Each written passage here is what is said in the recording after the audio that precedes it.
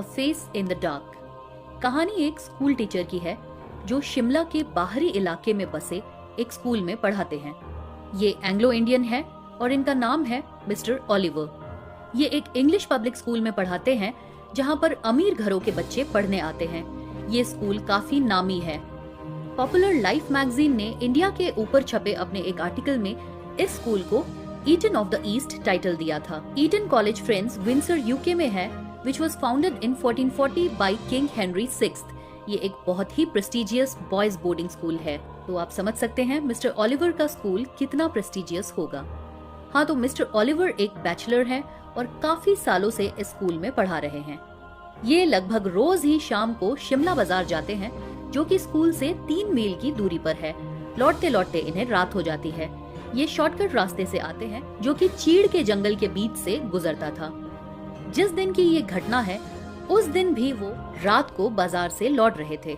उनके टॉर्च की बैटरी खत्म हो रही थी और चीड़ के पेड़ों के बीच से तेज हवाएं बह रही थी, काफी डरावनी आवाजें पैदा करती हुई।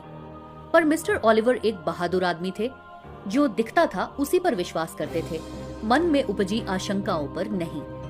अचानक उनकी टॉर्च की जलती बुझती रोशनी एक लड़के की आकृति पर पड़ती है, जो कि अकेला एक चट्टान पर बैठा हुआ था। उसे देखते ही मिस्टर ओलिवर रुक गए। लड़कों को रात के वक्त स्कूल से बाहर आना अलाउड नहीं था। उन्होंने उस लड़के से तेज आवाज में पास जाते हुए पूछा, तुम यहाँ क्या कर रहे हो? जब वो उस लड़के के पास जा रहे थे तब उन्हें लगा कि वो रो रहा है। उसका सिर झुका हुआ था, उसने अपना चेहरा अपने हाथों से ढका हुआ था और उसका शरीर कांप रहा था। बड़ा अजीब सा बिना आवाज का क्रंदन था। ओलिवर को अब बेचैनी होने लगी थी। उन्होंने फिर से उस लड़के से पूछा, क्या बात है? अब की बार उनकी आवाज में रोष की जगह चिंता थी। उन्होंने फिर पूछा, रो क्यों रहे हो? पर लड़के ने कोई जवाब नहीं दिया। ओलिवर ने कहा, तुम्हें इस वक्त यहाँ नहीं होना चाहिए। ऊपर देखो, मुझे बताओ तुम्हें क्या परेशानी है?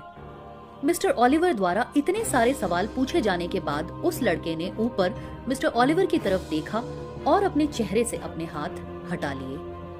ओलिवर के टॉर्च की रोशनी उस लड़के के चेहरे पर पड़ी, अगर उसे चेहरा कहा जा सके। चेहरे में कोई आंखें, कान, नाक और मुंह नहीं थे, बस एक गोल सपाट आकार जिस पर स्कूल कैप पहनी हुई थी। मिस्टर ओलिवर के कांपते हाथों से टॉर्च छूटकर गिर गई। वो मुड़े और बदहवास से दौड़ने लगे। वो बिना देखे पेड़ों के बीच से दौड़ने लगे और मदद के लिए पुकारने लगे। वो बहुत डर गए थे, दौड़ते जा रहे थे स्कूल की तरफ। तभी बीच रास्ते उन्हें एक झूलती हुई लालटेन नजर आई। मिस्टर ओलिवर गिरते पड़ते अपनी उखड़ती सांसों को संभालते हुए चौकीदार तक पहुंचे, जिसने वो लालटेन पकड़ी हुई थी। चौकीदार ने पूछा, क्या हुआ साहिब? कोई एक्सीडेंट हो गया है क्या? ऐसे क्यों दौड़ रहे हो? ओलिवर ने कहा, मैंने अभी अभी एक भयानक दृश्य देखा है। जंगल में एक लड़का रो रहा है और उसका चेहरा ही नहीं है। चौकीदार बोला, चेहरा नहीं है साहब? ओलिवर बोला, हाँ, कोई आंख नहीं, नाक नहीं, मुंह नहीं, कुछ भी नहीं। चौकीदार ने लालटेन ऊपर अपने चेहरे की तरफ करते हुए कहा, क्या वो ऐसा ही था साहिब? उस चौकीदार के चेहरे पर भी न आंखें थी, न कान, न नाक, न मुंह, उस लड़के की ही तरह। यहाँ तक कि भौहें भी नहीं थी। तभी जोर की हवा चली और लालटेन बुझ गई। कहानी